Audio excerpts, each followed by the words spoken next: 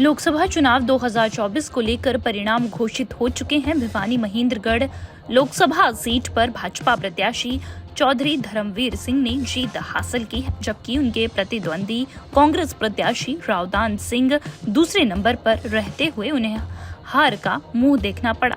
चौधरी धर्मवीर सिंह इस सीट पर तीसरी बार भाजपा की टिकट पर सांसद चुने गए हैं। भाजपा की जीत को लेकर नारनौल में देर रात्रि तक भाजपा कार्यकर्ताओं ने आतिशबाजी कर और लड्डू बांटकर खुशी का इजहार किया। ढोल नगाड़ों के बीच पार्टी कार्यकर्ता नाचते हुए दिखाई दिए। भिवानी महेंद्रगढ़ लोकसभा क्षेत्र से भाजपा प्रत्याशी चौधरी धर्मवीर सिंह ने अपनी जीत होने के बाद कहा कि देश के वोटर ने इस बार बहुत ही अच्छा निर्णय लिया है। राष्ट्र के नाम पर जनता ने वोट दिया है और अब हम सबका फर्ज बनता है कि हम देश के विकास के लिए काम करें। कभी कांग्रेस पार्टी को फुल मेजॉरिटी मिली थी और कभी भाजपा को। राजनीति में ये सब चलता था। उन्होंने कहा कि अब हम सब का फर्ज बनता है कि आपसी मनमुटाव को दूर करके हम सभी को देश के लिए काम करना चाहिए। देखो, इस प्रकार से क्षेत्र के लोगों ने, प्रदेश और देश की वोटर ने एक बहुत ही अच्छा निर्णय लिया है। मैं उसका स्वागत करता हूँ और देश की सुरक्षा और देश के विकास के लिए ये राष्ट्र के नाम पर वोट डाला है। इसलिए अब हमारा फर्ज बनता है कि हम सब मिलकर पक्ष विपक्ष इस प्रदेश और क्षेत्र का विकास करें। सर, पिछली बार आप क्या कर रहे थे? कभी कांग्रेस पार्टी की बहुत तकड़ी मेजोरिटी से सरकार बनी थी और जब नेक्स्ट चुनाव आया तो उनकी 50 से कम सीट आई थी। कभी भारतीय जनता पार्टी की केवल 2 लोकसभा की सीट थी, फिर 300 पार कर दी। ये जनता है, ये अपना फैसला लेती है। हरियाणा के अंदर का चुनाव आ गया तो फिर पूर्ण बहुमत से सरकार बनाएगी और लोगों के लिए हमारा फर्ज बनता है कि आने वाले 20-25 साल हम सारी बातें भुलाकर एकजुट होकर केवल देश के विकास के लिए काम करें। महेंद्रगढ़ लोकसभा क्षेत्र से कांग्रेस पार्टी के प्रत्याशी रावदान सिंह ने कहा कि जो जनता का फैसला है वो स्वीकार है। हार जीत जीवन में होती रहती है। उन्होंने आम जनता का धन्यवाद किया और उन्होंने चुनाव के दौरान भारी गर्मी मेरा साथ दिया, लेकिन फिर भी जीत नहीं मिल पाई। क्षेत्र की जनता की लड़ाई आगे भी लड़ी जाएगी। उन्होंने कांग्रेस पार्टी को लेकर कहा कि हरियाणा में 5 लोकसभा सीटों पर कांग्रेस ने जीता है।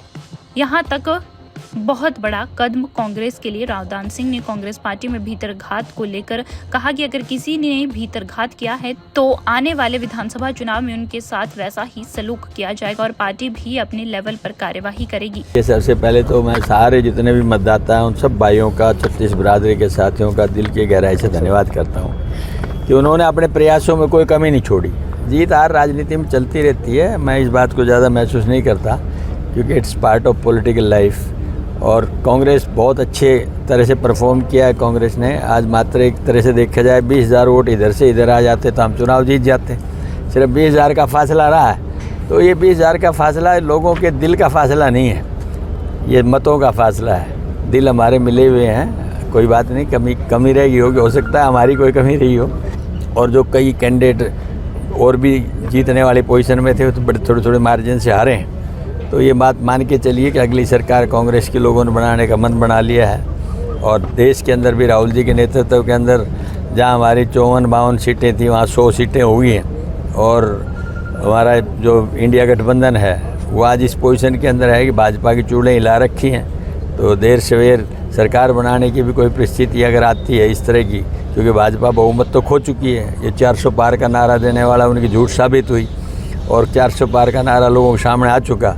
और ये तो तब है जब पूरा मिसयूज उन्होंने पूरी सत्ता का, पूरे संवैधानिक संस्थाओं का किया है। तब अगर ये ना होता और फेयर इलेक्शन से इस तरह से होता तो मैं समझता हूँ कि आज सरकार कांग्रेस की बनी हुई होती। देखिए, ये तो आगे की प्रक्रिया है, 3 महीने बाद चुनाव होने वाले हैं। मैं तो समझता हूँ जिन भाइयों को कोई हमारे में कोई कमी रहेगी तो मैं तो यही कहूँगा उसको भूल करके ना आने वाले समय को पहचान लें, ज़रूर पहचान लें। अपने पराये की ज़रूर पहचान कर लें, बाकी कुछ पहचान करें ना करें वो उनका अपनी राजनीतिक सोच के अलावा व्यक्तिगत सोच है।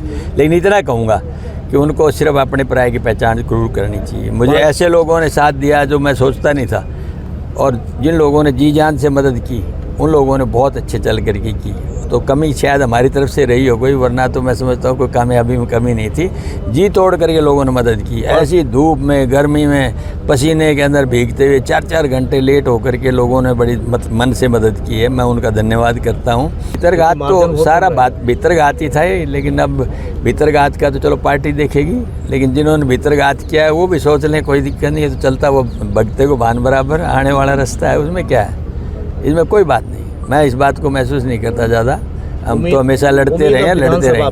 इस मौके पर भाजपा पार्टी से सांसद बने चौधरी धर्मवीर के बेटे मोहित चौधरी ने कहा कि हमारा फर्ज है कि जनता के बीच जाकर उनकी समस्याएं सुने और उनका समाधान करें। मेरा मानना ये है, जिस प्रकार से हमने इस बार 152 रोडों का आपने देखा निर्माण हुआ, मेडिकल का हुआ, अब रोजगार के तहत जैसे लॉजिस्टिक हब आई, अब इंडस्ट्रीज को भी हरियाणा के अंदर हमारी मान्यता है कि आप इंडस्ट्रीज को भी हमारे दक्षिण हरियाणा में लाएं, जिसके कारण रोजगार है वो डबल ट्रिपल मात्रा से बच्चों को मिले।